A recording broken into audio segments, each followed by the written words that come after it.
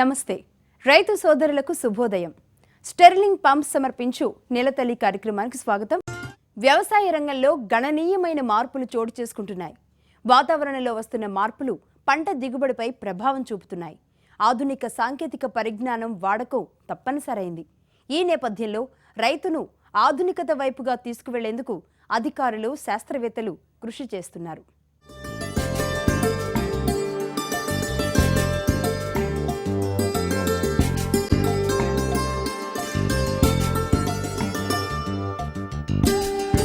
వ్యవసాయ రంగంలో ఆధునికత పెరగాలన్నది వ్యవసాయ శాస్త్రవేత్తల సూచన. ఈ క్రమంలో రైతు అవగాహన సదస్సులు, ఎగ్జిబిషన్ నిర్వహిస్తున్నారు. ఇందులో భాగంగా ఆచార్య ఎన్జీ రంగా వ్యవసాయ విశ్వవిద్యాలయం, ఏపీ వ్యవసాయ శాఖ, సిఐఐ సంస్థలు సంయుక్తంగా సదస్సు నిర్వహించబోతున్నారు. ఈ నెల 9 నుంచి 3 రోజుల పాటు నిర్వహించే సదస్సుకు లాంగ్ ఫామ్ వేదికైంది. ఏపీతో పాటు ఇతర రాష్ట్రాల నుంచి రైతులు రావాలని అధికారులు కోరుతున్నారు. ఈ సదస్సులో ఆధునిక టెక్నాలజీతో పాటు యంత్ర పరికరాలను ప్రదర్శిస్తారు. కొత్త సమాచారం, పంట మార్పిడి, పద్ధతి మార్పిడి గురించి తెలుసుకోవాలనుకునే రైతులు రావాలని సూచిస్తున్నారు.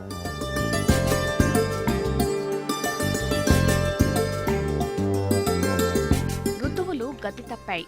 నెలకు 4 రోజులు భారీ వర్షాలు పడటం, ఆ తర్వాత మొహం చాటేయటం పరిపాటిగా మారింది. అసలు ఊహించని స్థాయిలో మార్పులొచ్చాయి. వ్యవసాయ రంగంలో కూలీలు తగ్గిపోతున్నారు. రైతుల సంఖ్య తగ్గిపోయి కౌలుదారుల సంఖ్య పెరుగుతోంది. ఇలాంటి పరిణామాల నేపథ్యంలో రైతు ఆధునిక టెక్నాలజీ అందిపుచ్చుకోవాలని వ్యవసాయ శాస్త్రవేత్తలు సూచిస్తున్నారు. ఇక్కడికి వచ్చే వారికి కొత్త సమాచారం ఇస్తామని చెప్తున్నారు. ఇది అభ్యుదయ రైతు సైతం తమ ఆలోచనను పంచుకునే వేదిక అని చెప్తున్నారు. ఔత్సాహికంగా ఉండే కొంతమంది రైతులు కదిలి రావాలని, కేవలం మేము చెప్పింది వినటమే కాకుండా వారి యొక్క అనుభవాలను కూడా సందర్భంగా చెప్తే పక్క రైతులు విని, ఎందుకంటే ఒక శాస్త్రవేత్త రైతుకు డైరెక్ట్గా చెప్పటం ఒక ఎత్తు అయితే, అనుభవం ఉన్న రైతు తన అనుభవాలను కనుక పంచుకుంటే అది ఇంకా బాగుంటుందనే ఉద్దేశంతో వాళ్ళకి కూడా అవకాశం ఇస్తాము. ఉన్న టైంలోనే అన్ని రకాల వాళ్ళకి అవకాశం ఇచ్చి ఒక అవగాహన పెంపొందించే కార్యక్రమంలో భాగంగా ఈ కార్యక్రమం పెట్టడం జరిగింది. ఇందులో 82 కంపెనీలు తమ ఉత్పత్తులను ప్రదర్శించనున్నాయి. వ్యవసాయానికి సంబంధించిన అన్ని పరికరాలను ప్రదర్శనకు ఉంచుతారు. తక్కువ ధరకు లభించే యంత్రాలను రైతులకు అందిస్తామని సిఐఐ ప్రతినిధులు చెబుతున్నారు. ఉత్పాదకత పెంచి వ్యవసాయాన్ని రైతులకు లాభసాటిగా మార్చడమే తమ ధ్యేయమంటున్నారు. ఫుడ్ ప్రాసెసింగ్, మెకనైజేషన్ గురించి బాగా కాన్సన్ట్రేట్ చేస్తూ ఉన్నాం. రైతులందరికీ డిఫరెంట్ ఇండస్ట్రీస్ 80 to 100 ఇండస్ట్రీస్ని ఇన్వైట్ చేశాము. వాళ్ళ ప్రొడక్ట్స్ కానివ్వండి, వాళ్ళ టెక్నాలజీస్ కానివ్వండి ఎగ్జిబిట్ చేసి రైతులకు ఏ విధంగా అందజేయగలుగుతారో అట్ వెరీ లోయర్ కాస్ట్, అదొకటి ఉద్దేశంతో. సో అగ్రికల్చర్కి బాగా ఉపయోగపడాలి, ఇది మన ప్రొడక్టివిటీ ఇంక్రీజ్ చేయాలనే ఉద్దేశంతో ఈ ఎగ్జిబిషన్ ఒకటి 3 days ఎగ్జిబిషన్ ఒకటి స్టార్ట్ చేస్తున్నామండి. 9th to 11th 3 daysకి. దీనికి ప్రైమరీగా చెప్పేది ఏంటంటే లాట్ ఆఫ్ టెక్నాలజీస్ని, upgradation of technologies next 5 years, next 10 yearsలో ఏం జరగబోతూ ఉంది, దీనికి ఆపర్చునిటీస్ ఏ పంట ఇస్తే బాగుంటుంది, ఏ ఇండస్ట్రీ పెడితే బాగుంటుంది, ఈ చిన్న ఇండస్ట్రీస్ ఎలా స్టార్ట్ చేసుకోవచ్చు, ఇవన్నీ కూడా ఉన్న అగ్రికల్చర్లో ప్రస్తుతం ఉన్న ప్రాబ్లమ్స్ కూడా ఎలా సాల్వ్ చేసుకోవచ్చు అని చెప్పేసి ఈ డిఫరెంట్ సెషన్స్ 3 రోజులు కూడా చక్కటి సైంటిస్టులు, పెద్ద ఇండస్ట్రియలిస్టులు, పాలసీ మేకర్స్ అందరూ వస్తారండి. ఇక్కడికి వచ్చే రైతులకు భోజన వసతి కూడా ఏర్పాటు చేశారు.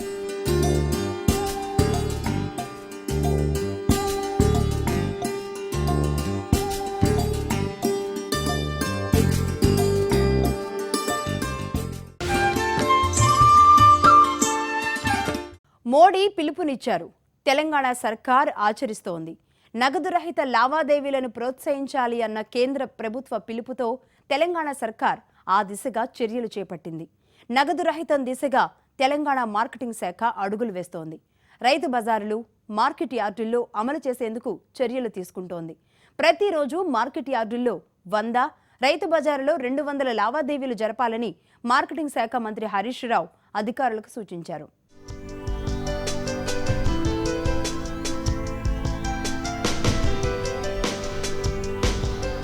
కేంద్ర ప్రభుత్వ సూచనల్ని అమలు చేయడంలో తెలంగాణ ప్రభుత్వం ముందు వరుసలో ఉంది.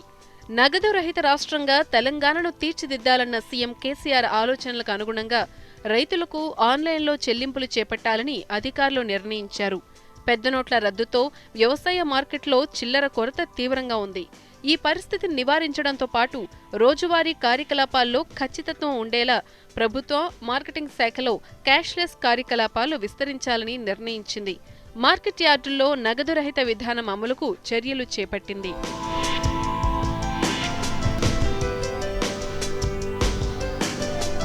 ఇందులో భాగంగా తెలంగాణలోని అన్ని వ్యవసాయ మార్కెట్లు, రైతు బజార్లను నగదు రహితంగా మార్చాలని మంత్రి హరీష్ రావు ఆదేశించారు.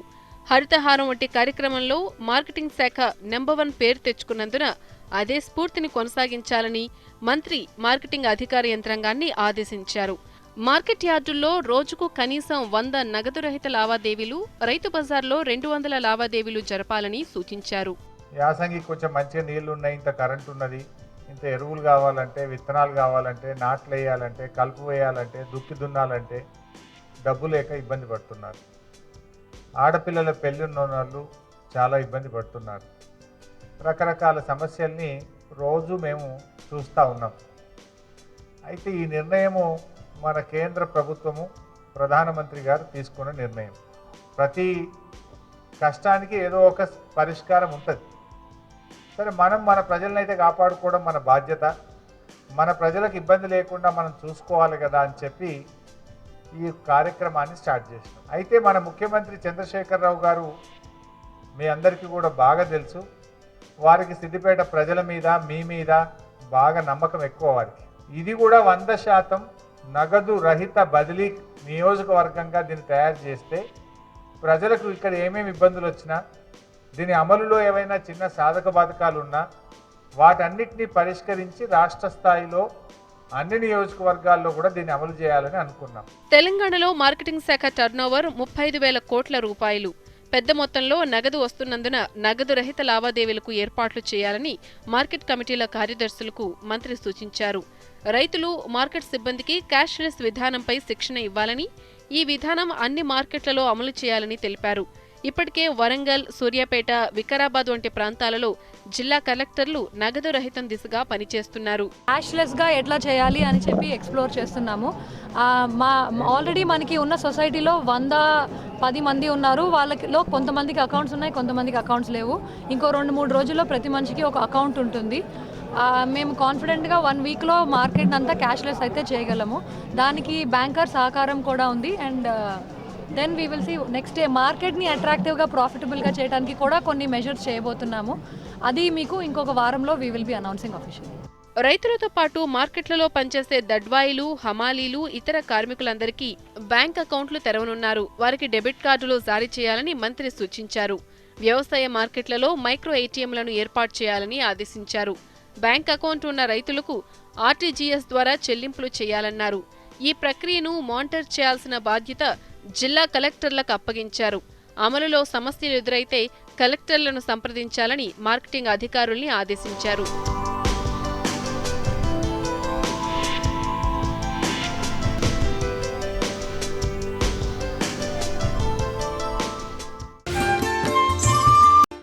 రాష్ట్ర ప్రభుత్వ ఆదేశాలతో నగదు రహిత కార్యకలాపాల కోసం క్షేత్రస్థాయిలో అధికారులు ప్రయత్నిస్తున్నారు. క్యాష్లెస్ లావాదేవీల నిర్వహణకు చర్యలు చేపడుతున్నారు. మార్కెటింగ్ శాఖ అధికారులు కరీంనగర్ జిల్లాలో రైతులకు క్యాష్లెస్ లావాదేవీలపై అవగాహన కల్పించారు. అకౌంట్ లేని వారికి కొత్తగా అకౌంట్ ఓపెన్ చేసి బ్యాంకులో నగదు వేయడం, విత్డ్రా చేయడం వంటి వాటి గురించి శిక్షణ ఇచ్చారు.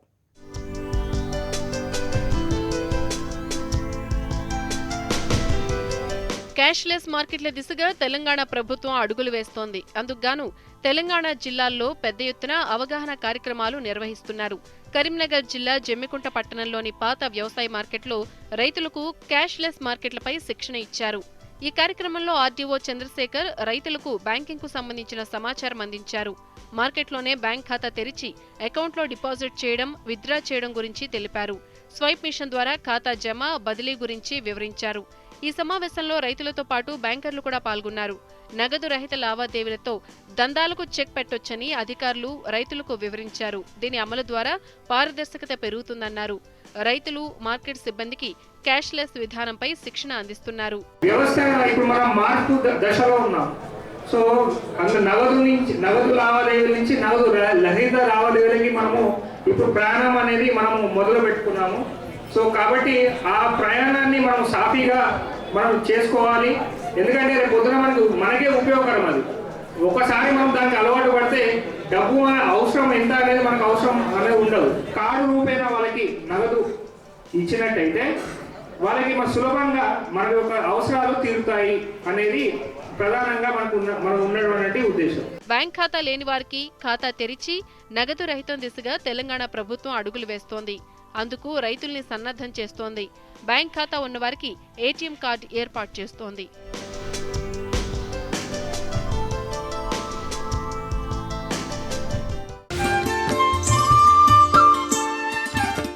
రసాయన ఎరువులు, పురుగు మందుల వినియోగాన్ని తగ్గించాలి అంటున్నారు వ్యవసాయ రంగ నిపుణులు. మోతాదుకు మించి వాడటం ద్వారా నేలలు నిస్సారంగా మారడంతో పాటుగా మానవ ఆరోగ్యం ప్రమాదంలో పడుతుందని హెచ్చరిస్తున్నారు. భూమి ఆరోగ్యాన్ని కాపాడాల్సిన అవసరం ఉందని సూచిస్తున్నారు.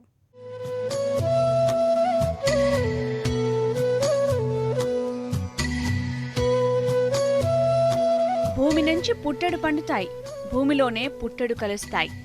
దిగుబడులు పెంచుకోవాలన్నా, 4 కాలాల పాటు నాణ్యమైన దిగుబడులు రావాలన్నా భూమిని ఆరోగ్యంగా ఉంచాలి.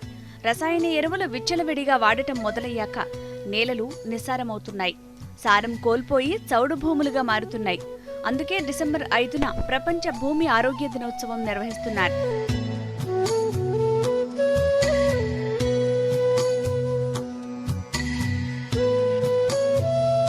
భూమి ఆరోగ్య దినోత్సవాన్ని పురస్కరించుకుని ప్రముఖ వ్యవసాయ శాస్త్రవేత్త, వ్యవసాయ విశ్వవిద్యాలయం మాజీ రిజిస్ట్రార్ డాక్టర్ జలపతిరావు సంగారెడ్డి జిల్లా జహీరాబాద్లో పర్యటించారు. రైతులు అనుసరిస్తున్న విధానాలను అడిగి తెలుసుకున్నారు. సాగు విధానాలు మార్చాల్సిన అవసరం ఉందని సూచించారు. రసాయన ఎరువుల వాడకాన్ని తగ్గించి సేంద్రియ ఎరువుల వాడకాన్ని పెంచాలని వివరించారు. ఫలితంగా భూమి ఆరోగ్యంగా ఉండటంతో పాటు చాలా ఏళ్ల పాటు అధిక దిగుబడులు వచ్చే అవకాశం ఉందని తెలిపారు. భూమి ఆరోగ్యాన్ని కాపాడాలి. భూమి ఆరోగ్యం చెడిపోతుంది. భూమి ఆరోగ్యం చెడిపోతే పండించే పంటలు కూడా ఆరోగ్యంగా ఉండలేవు.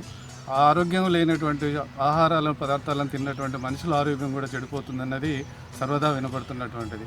మరి అందుకే ప్రపంచ స్థాయిలో ముందుగా భూమి ఆరోగ్యాన్ని కాపాడదామన్నటువంటి ఒక నినాదం ఇచ్చినటువంటి ఈరోజు మరి చాలా రకాల పంటల్లో ఈరోజు రసాయనాల వాడకం తప్పనిసరి అయిపోయి వివిధమైనటువంటి పద్ధతుల్లో రసాయనాలు వాడి రైతు ఖర్చు పెట్టుకోవడంతో అధిక నష్టపోవటం ఒకటైతే, ఈ రసాయనాల ఆధారంగా పండించినటువంటి పంటల్లో రసాయన పూరితం కావడంతో ఇటు మనుషులు కానీ, పశువులు కానీ, పక్షులు కానీ వీటి మీద జీవించే వాళ్ళ ఆరోగ్యం కూడా చెడిపోతుందన్నది ఒక ముఖ్యమైన విషయం.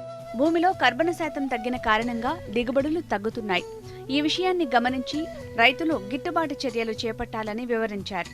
పంట సాగులో కేవలం రసాయనాలే కాకుండా సేంద్రియ ఎరువులను వాడాలని తెలిపారు. ఈ మంచి ఉద్దేశంతో జరుపుకున్నటువంటి ఈ రోజు కార్యక్రమాలు కేవలం ఈ రోజు వరకు మాత్రమే ఏదో సభలకు మాత్రమే పరిమితం చేయకుండా నిజమైనటువంటి కార్యాచరణ రూపొందించి రసాయనాలు తగ్గించి సేంద్రియ పదార్థాలను ఎక్కువ వాడి ఇటు పంటల ఉత్పత్తిలో సమస్యలను తగ్గించుకోవడం, ఖర్చులు తగ్గించుకునేటువంటి పద్ధతితో పాటు రైతు ఒక మంచి ఆహారాన్ని తయారు చేసి మనకు అందించే విధంగా రైతుకు సహాయపడదాము. నానా రకాల సదుపాయాలు, సూచనలు రైతుకు ఇవ్వాల్సింది. పరిశోధనలు కూడా ఈ సేంద్రియ పద్ధతుల మీద పరిశోధనలు కూడా ముమ్మరం చేయాల్సిన అవసరం ఉంది. కాబట్టి ఈరోజు ఈ అవకాశాన్ని ఒక ఆచరణయోగ్యమైనటువంటి అందరికీ ఉపయోగపడేటువంటి కార్యాచరణ రూపొందించి అమలు పరిచినట్టయితే ఇలా రైతులు కూడా అందరికీ సహకారిగా ఉంటారు. కాబట్టి తప్పనిసరిగా ఈరోజు ఆ విధంగా అందరం ఆలోచిద్దామని ఆశిద్దాం. రైతులు నేల ఆరోగ్య స్థితిని అంచనా వేసి పంటల సాగుకు ముందుకు వెళ్లాల్సిన అవసరం ఉంది.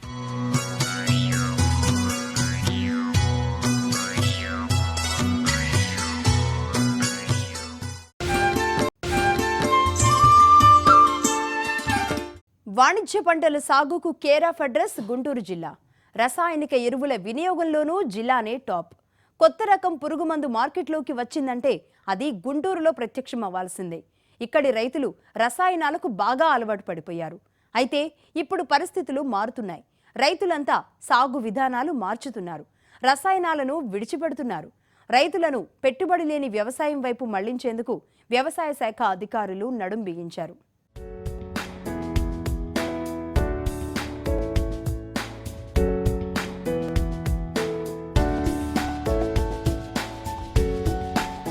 గుంటూరు జిల్లాలో ఎక్కువ మంది రైతులు పత్తి, మిర్చి సాగు చేస్తుంటారు.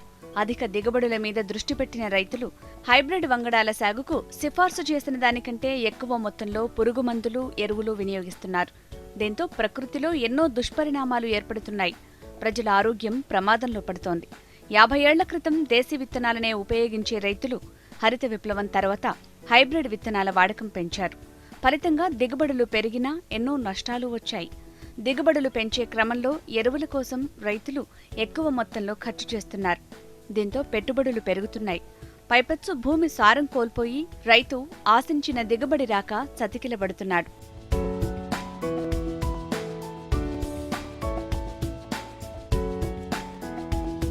సాగులో పెట్టుబడి ఖర్చులు పెరిగి దిగుబడులు రాక నష్టపోతున్నాడు. ఫలితంగా ఆత్మన్యూనతకు దగ్గరవుతున్నాడు. దీనిపై దృష్టి సారించిన ఏపీ వ్యవసాయ శాఖ అధికారులు రసాయనాల వినియోగాన్ని తగ్గించి రైతులకు ప్రత్యామ్నాయ వ్యవసాయ విధానాలు వివరిస్తున్నారు. ప్రకృతిలో లభించే మొక్కల నుంచి కషాయాలు తయారు చేసే విధానంపై రైతులకు అవగాహన కల్పించారు. హానికారక ఎరువులు వాడకుండా భూసారాన్ని పెంచే విధానాలను వివరించారు. ప్రతి మనిషిలో కూడా ఆరోగ్య ప్రమాణాలు అనేవి మరి రాను రాను తగ్గుతూ వస్తున్న క్రమంలో ఎలా ఈ దుష్పరిణామాలను ఎదుర్కోవాలి అని చాలా అధ్యయనాలు చేసినప్పుడు రైతుల దగ్గరికి మీరు పురుగు మందులు వాడొద్దు, ఎరువులు వాడకుండా వ్యవసాయం చేయండి అన్నప్పుడు మనకి ఇంకో ప్రత్యామ్నాయ మార్గం అనేది మనం రైతులకు ఇవ్వాల్సిన బాధ్యత మన మీద ఉంది. సో దీనికి మనం ఎంచుకున్న మార్గం ఏంటంటే ప్రకృతి వ్యవసాయం. అంటే ప్రకృతిలో మనకి అందుబాటులో ఉన్న అన్ని వనరుల్ని ఉపయోగించుకొని, అంటే రకరకాల మొక్కలు ఉన్నాయి, ఆ మొక్కలు మనం కలుపు మొక్కలుగా వాటిని మరి పరిగణిస్తూ వచ్చాం. కానీ వాటిల్లో చాలా ఔషధ గుణాలు ఉన్నాయి. ఆ ఔషధ గుణాలు ఉన్నటువంటి కలుపు మొక్కల్ని మనం మరి పురుగుల్ని క్రమబద్ధీకరించుకునే విషయంలో పురుగు మందులు వాడకుండా వాటిని కషాయాల రూపంలో వాడుకోవడానికి ఉపయోగపడతాయి అనేది ఒకటి మనకి మరి తమిళనాడు సైంటిస్టులు కొన్ని రీసెర్చ్ పేపర్స్లో వాళ్ళు మెన్షన్ చేయడం జరిగిందనమాట. సో మనము పురుగు మందులు వాడకుండా ఈ కషాయాలతోటి పురుగుల్ని నియంత్రించుకోవచ్చు. అలాగే ఎరువులు వాడుకోకుండా నేలల యొక్క మరి ఫర్టిలిటీని, సారాన్ని పెంచుకోవచ్చు. ప్రకృతి వ్యవసాయ పితామహుడు పాలేకర్ సూచించిన విధానం ప్రకారం ఒక్కో ఆవుతో 30 ఎకరాలు సాగు చేయొచ్చు. గ్రామ పేడలో కొన్ని కోట్ల సూక్ష్మజీవులుంటాయి. అందుకే ఆవు పేడ, మూత్రంతో తయారైన ఎరువును భూమికి అందిస్తే భూమిలో 20-30 అడుగుల లోపలకు వెళ్లిన సూక్ష్మజీవులు భూమి పైపొరకు వచ్చి మొక్కకు పోషకాలు అందిస్తాయి. కాబట్టి కెమికల్ ఎరువులు వేయాల్సిన అవసరం ఉండదు. ఇన్నేళ్లు హానికర ఎరువుల వాడకంతో భూమి చౌడుబారిపోయింది. మొక్కకు పోషకాలు అందుబాటులో లేకుండా పోయాయి. ఈ నేపథ్యంలో ప్రకృతి వ్యవసాయం రైతులకు ఎంతో మేలు చేస్తోంది. తిరిగి భూమికి సారాన్ని అందించి మొక్కకు పోషకాలను అందిస్తోంది.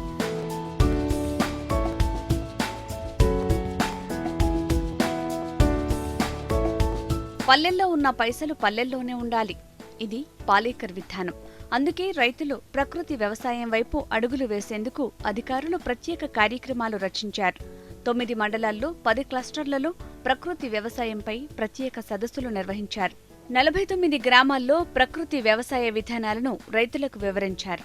ప్రకృతిలో దొరికే వనరులతో వ్యవసాయం ఎలా చేయాలి, కషాయాలను ఎలా తయారు చేసుకోవాలో అవగాహన కల్పించారు. రైతులు ప్రకృతి వ్యవసాయంపై సంతృప్తి వ్యక్తం చేస్తున్నారు. ఈ ఏడాది అనుకున్న వర్షాలు లేకపోయినప్పటికీ రైతు నష్టపోలేదు. దిగుబడులు తగ్గినా పెట్టుబడి లేకపోవడంతో రైతుకు నష్టం రాలేదంటున్నారు అధికారులు. మరి అలాగే సెప్టెంబర్లో వచ్చినటువంటి అనుకోని అధిక వర్షాల వలన కూడా రైతులు అంతగా నష్టపోకుండా, ఎందుకంటే వాళ్ళు ఏం పెట్టుబడి పెట్టలేదు. వాళ్ళతో ఉన్న రైతులు చాలామంది పెట్టుబడి పెట్టారు. వరదలకు అంతా కొట్టుకొని పోయింది. కానీ మన రైతులు ఒకటే డిఫరెన్స్ అండి. తల్లిపాలు దాగిన బిడ్డ సన్నగా ఉన్నా కూడా ఎంత ఆరోగ్యంగా ఉంటుందో, పోతపాలు దాగిన బిడ్డ ఎంత లావుగా ఉన్నా కూడా ప్రతి పరిస్థితికి తట్టుకోలేని, అంటే రోగ నిరోధక శక్తి లేకుండా ప్రతి దానికి ఎఫెక్ట్ అవుతుందో అదే డిఫరెన్స్ కెమికల్ ఫార్మింగ్కి న్యాచురల్ ఫార్మింగ్. మనం ఎప్పుడూ కూడా మొక్కకి పైపాటుగా బలం ఇవ్వం. తనంతట తాను రోగ నిరోధక శక్తిని కలిగి పురుగుల్ని, తెగుళ్ళని నిరోధించే శక్తిని మనం వాటి మొక్కలకి ఇస్తాం. కాబట్టి ఈ ప్రకృతి వైపరీత్యాలను కూడా తట్టుకొని నిలబడ్డాయి. వాళ్ళు పెట్టుబడి పెట్టలేదు కాబట్టి వచ్చిన తక్కువ దిగుబడైనా వాళ్ళకి ఎంతో కొంత లాభంగా మిగిలింది. ప్రకృతి వ్యవసాయం వల్ల వరిలో ఉన్న సుడిదోమ తగ్గింది. మిరపలో వచ్చే లద్దె పురుగు, పచ్చపురుగు, తెల్లదోమ కంట్రోల్ అయింది. రైతులు ప్రత్యక్షంగా ఈ విధానాలను చూసి ప్రకృతి వ్యవసాయం వైపు కదులుతున్నారు. ఈ రబీలోనూ రైతులకు అవగాహన కల్పించేందుకు జిల్లా స్థాయిలో శిక్షణా తరగతులు నిర్వహిస్తున్నారు. మనకి రబీలో సీజన్ స్టార్ట్ అవుతుంది కాబట్టి ఈ రబీ కాలంలో మరి రైతులకు అవగాహన కలిగించే ఉద్దేశంలో భాగంగా మరి ఇప్పుడు ఈ 3 రోజులు జిల్లా స్థాయి శిక్షణా కార్యక్రమం జరుగుతుంది. దీనిలో క్లస్టర్ ఏడీఏలు, ఏఓలు, సైంటిస్టులు, అలాగే మరి గ్రామ సిబ్బంది అయినటువంటి ఫీల్డ్ సిబ్బంది అయినటువంటి సిఆర్పీలు, సిఏలు, విఏలు, ఎంపీఓలు ఇందులో ఈ ట్రైనింగ్లో ఉన్నారు. ఎందుకంటే సైంటిస్టులను కూడా ప్రతి క్లస్టర్కి ఒక సైంటిస్ట్ని మనం అలాట్ చేయడం జరిగింది. వాళ్ళు ఖరీఫ్లో ఎక్కువసార్లు వెళ్ళలేకపోయినప్పటికీ రబీలో స్టార్టింగ్ నుండి వాళ్ళు వెళ్ళటానికి ప్రయత్నం చేయబోతున్నారు. కాబట్టి వాళ్ళు కూడా రీసెర్చ్ స్టార్ట్ చేశారు. లామ్లో ట్రయల్స్ మొదలుపెట్టారు. రకరకాల కషాయాలతోటి ప్రతి కంది మొదలైన క్రాప్స్ వేశారు వాళ్ళు కూడా. ప్రకృతి వ్యవసాయం వైపు అడుగులు వేస్తున్న రైతులు లాభాలు చూస్తున్నారు. ఈ నేపథ్యంలో జిల్లాను 100% ప్రకృతి వ్యవసాయ జిల్లాగా మార్చడమే తమ కర్తవ్యమని అధికారులు చెబుతున్నారు.